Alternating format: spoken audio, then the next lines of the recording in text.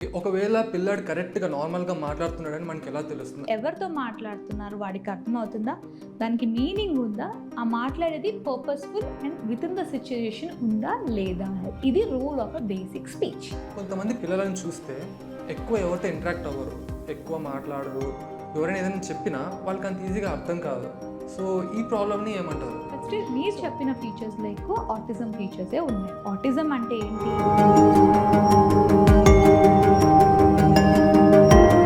Okay doctor.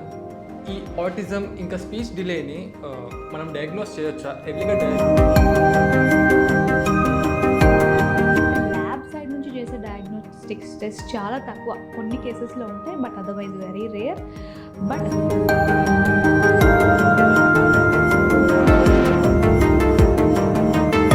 Okay doctor. వీటికి treatments కానీ ఏమైనా మెడికేషన్స్ కానీ ఉంటాయా? యా. సో ట్రీట్మెంట్ అంటే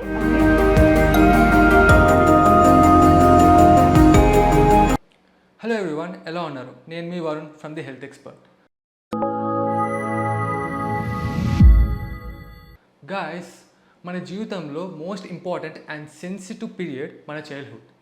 మనిషి పుట్టిన దగ్గర నుంచి 6 ఇయర్స్ వరకు ఉన్న పీరియడ్ చాలా సెన్సిటివ్. ఈ పీరియడ్ ఆఫ్ టైంలో మనకి కొన్ని ప్రాబ్లమ్స్ రావచ్చు, కానీ పేరెంట్స్ ఆ ప్రాబ్లమ్స్ని నెగ్లెక్ట్ చేస్తారు. కొంతమంది పేరెంట్స్ మాత్రమే ఆ ప్రాబ్లమ్స్ మీద యాక్షన్స్ తీసుకుంటారు. సో అసలు ఆ ప్రాబ్లమ్స్ ఏంటి? ఆ ప్రాబ్లమ్స్ ఎందుకు వస్తాయి? ఆ ప్రాబ్లమ్స్ని పేరెంట్స్ నెగ్లెక్ట్ చేయొచ్చా, లేకపోతే యాక్షన్ తీసుకోవాలా? ఒకవేళ యాక్షన్ తీసుకుంటే ఎప్పుడు యాక్షన్ తీసుకోవాలి? ఈ డౌట్స్ అన్నింటిని క్లారిఫై చేయడానికి మనతో పాటు ఉన్నారు doctor Gallapati Shweta, development pediatrician from creative child development centre, KPHB, Hyderabad. Hello ma'am. Hello.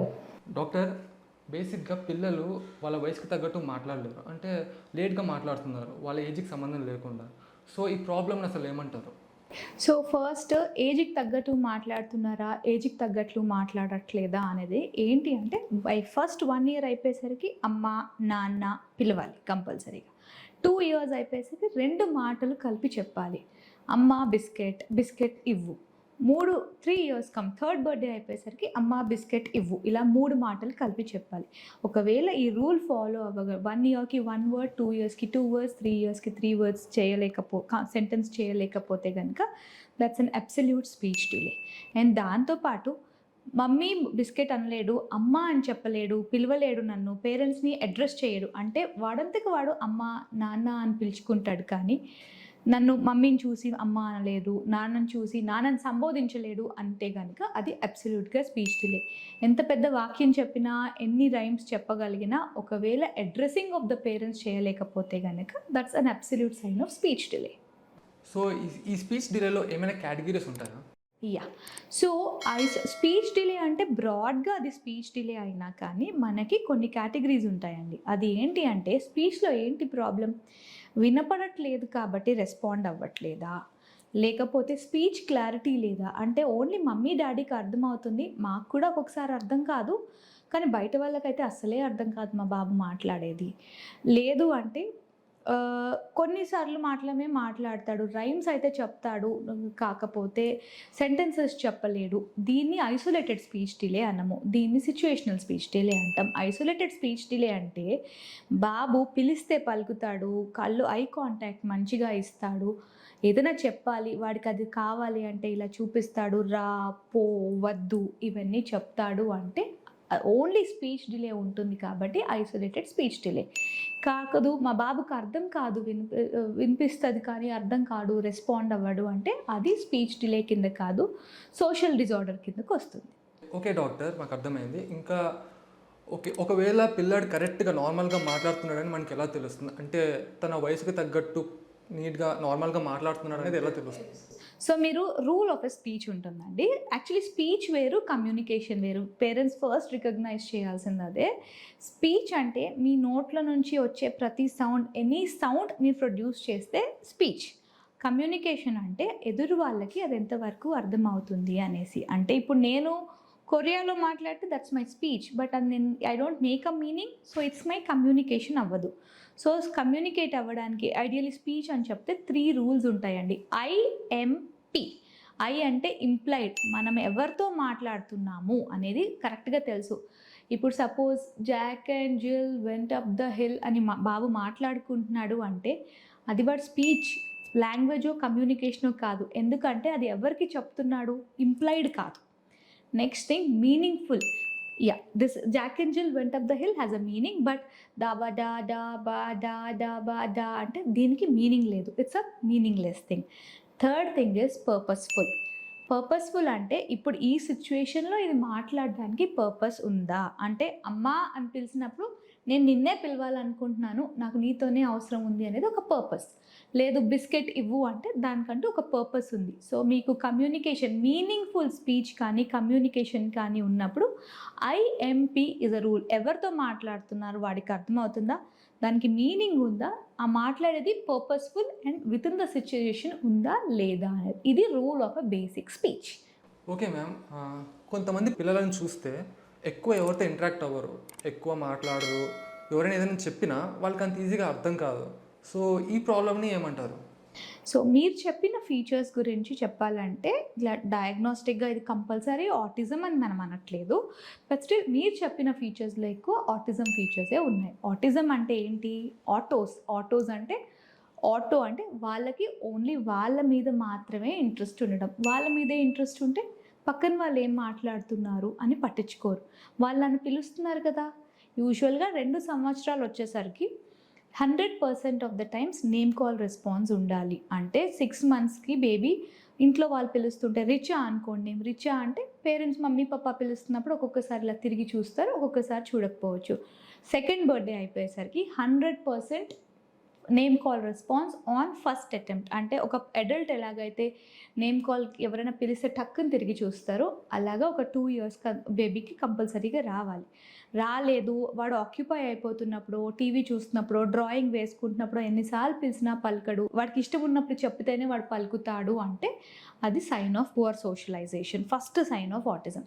Second thing is eye contact అంటే ఒక మనిషిని వాళ్ళు మాట్లాడుతున్నప్పుడు, అగైన్ రైమ్స్ పాడుతున్నప్పుడే నా మొహం చూస్తాడు అంటే కాదు, మామూలుగా మీరు ఇంట్లో తినిపిస్తున్నప్పుడు, బేతింగ్ చేపిస్తున్నప్పుడు, రొటీన్గా పేరెంట్స్ మాట్లాడుకుంటున్నప్పుడు మీ మొహం చూడడానికి ఇంట్రెస్ట్ చూపిస్తున్నాడా, లేదు కళ్ళు తిప్పేసుకుంటాడు, ఇట్లా చూస్తాడు కానీ వెంటనే ఇలా తిప్పేసుకుంటాడు, మామూలుగా చూస్తాడు మాట్లాడేటప్పుడు ఇలా కళ్ళు తిప్పేసుకుంటుంది పాప అంటే అది ఐ కాంటాక్ట్ ప్రాపర్గా ఉన్నట్లు లేదు.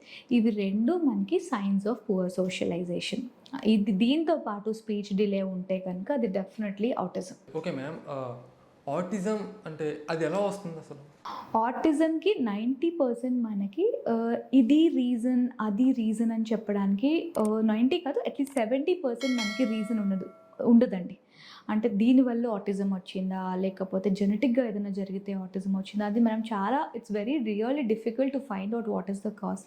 కాకపోతే ఇప్పుడు కనిపిస్తున్న కేసెస్లో 2 మేజర్ థింగ్స్ ఏంటి అంటే, ఒకటి జెనెటిక్ బ్యాక్గ్రౌండ్, ఒకటి second thing is early screen time. Genetic background అంటే అగైన్ పేరెంట్స్ వచ్చి అడుగుతారు జెనెటిక్ ఎవాల్యుయేషన్కి వెళ్ళండి అని చెప్పినప్పుడు, మేడం మా పేరెంట్స్ ఇంత బాగున్నారు, మాది మేనరికంలో పెళ్ళి కాదు, మా పెద్దోడు బాగానే ఉన్నాడు, మరి స్టిల్ జెనెటిక్కి పాసిబిలిటీ ఉంటుందా అని అడుగుతారు. Yes definitely. ఎందుకు అంటే మన జెనెటిక్స్ అంటే మన జన్యు పదార్థం ఉంటుంది కదా, అది ఏదో కాదు, అదొక స్పెల్లింగ్స్ అనమాట.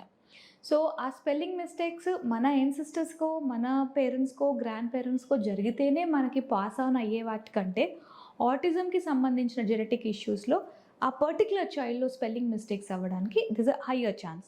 So one thing can be genetic. Second thing is ఒక్కొక్కసారి నాన్ జెనెటిక్ కేసెస్లో ఇడియోపెథిక్ కేసెస్ అంటాము, అంటే రీజన్ మనకి ఎప్పటికీ ఫైండ్ అవుట్ అవ్వదు వై ఇట్ హ్యాస్ అకర్డ్ అని. దాంట్లో అసోసియేటివ్ ఫ్యాక్టర్ అంటే ఆ ఫీచర్స్లో చాలా ఫ్రీక్వెంట్గా ఏం కనిపించింది అంటే ఎర్లీ స్క్రీన్ టైం కనిపించింది అని. అగైన్ హ్యావింగ్ సెడ్ దట్, మరి అందరి పిల్లలు చూస్తారు, కొంతమందికే ఎందుకు జరుగుతుంది స్క్రీన్ టైం వల్ల ఎఫెక్షన్ అంటే, ఒకటి మైల్డ్గా ఏదైనా జెనెటిక్ ఫ్యాక్టర్ ఉన్నా కానీ ఎపిజెనెటిక్, ఇవన్నీ స్మాల్ ఫ్యామిలీస్ చిన్నతనంలో ఎస్పెషల్లీ డ్యూరింగ్ ద కోవిడ్ మనం ఎవరిని చూడలేదు, ఓన్లీ మమ్మీ పప్పాని చూశాడు, బయట వాళ్ళతో అసలు ఎవరిని చూడలేదు, సోషలైజ్ అవ్వడం అంటే ఎలా ఉంటుందో తెలీదు అంటే ఇవన్నీ contributing factors. So screen time ఎలాగా ఎఫెక్ట్ అవుతుంది అంటే, అగైన్ ఒక 6 years బాబు ఉన్నాడు అనుకోండి, ఒక డే అంతా లెట్స్ సే ఆన్ సండే ఒక 4 to 5 hours స్క్రీన్ టైం చూస్తాడు. చూసి సడన్గా ఈవినింగ్ 4 o'clock ఫ్రెండ్ రాగానే టీవీ ఆపేసి ఫ్రెండ్ దగ్గరికి వెళ్తాడు. ఎందుకు అంటే ఆ బాబుకి సోషలైజేషన్ అంటే ఫ్రెండ్షిప్స్ కానీ, ఇంకొక మనిషితో మాట్లాడడం కానీ, ఇంకొక మనిషితో పరిచయం అంటే ఎలా ఉంటుంది అని తెలుసు కాబట్టి. బట్ సపోజ్ ఒక చైల్డ్‌కి యాజ్ ఎర్లీ యాజ్ 1 ఇయరో, 9 మంత్సో, ఎస్పెషల్లీ ఇప్పుడు బిజీ స్కెడ్యూల్స్ అండ్ వర్కింగ్ మదర్స్‌తో వచ్చే ప్రాబ్లమ్ 6-7 మంత్స్‌కి మనం సాలిడ్ ఫుడ్ స్టార్ట్ చేస్తాం కదా! ఉగ్గు ఆర్ రైస్ అది పెట్టినప్పుడు ఎక్కువ టైం మనకి ఇవ్వడానికి టైం ఉండదు. సో యూజువల్గా స్క్రీన్ ఈటింగ్ అలవాటు చేస్తాం. స్క్రీన్తో అయితే 15 మినిట్స్లో మీల్ అయిపోతుంది. Usually early screen time start అయ్యేదే మనకి చాలా వరకు అక్కడ 6-7 మంత్స్లో ఫుడ్ పెట్టడానికి ట్రై చేస్తాం, యాక్సెప్ట్ చేయరు. సో స్క్రీన్తో తినిపిస్తాం. అదే చైల్డ్ని మీరు ఒక 1 to 1.5 ఇయర్ తర్వాత చూస్తే స్క్రీన్ పెడితేనే తింటారు. First thing. సెకండ్ థింగ్ ఏంటి అంటే ఇంకా వేరే వాళ్ళతో ఎవరితో ఎంగేజ్ అవ్వలేరు. సో స్క్రీనే డే మొత్తంలో ఒక 3 అవర్స్ అంటే కంటిన్యూస్గా కాకపోయినా కానీ డే మొత్తంలో ఒక 3 to 4 అవర్స్ స్క్రీన్ ఉంటుంది. స్క్రీన్లో రైమ్స్కి రెస్పాండ్ అవుతారు. స్క్రీన్ పెట్టంగానే టక్కుని రెస్పాండ్ అవుతారు, కానీ పేరెంట్స్కి రెస్పాండ్ అవ్వరు.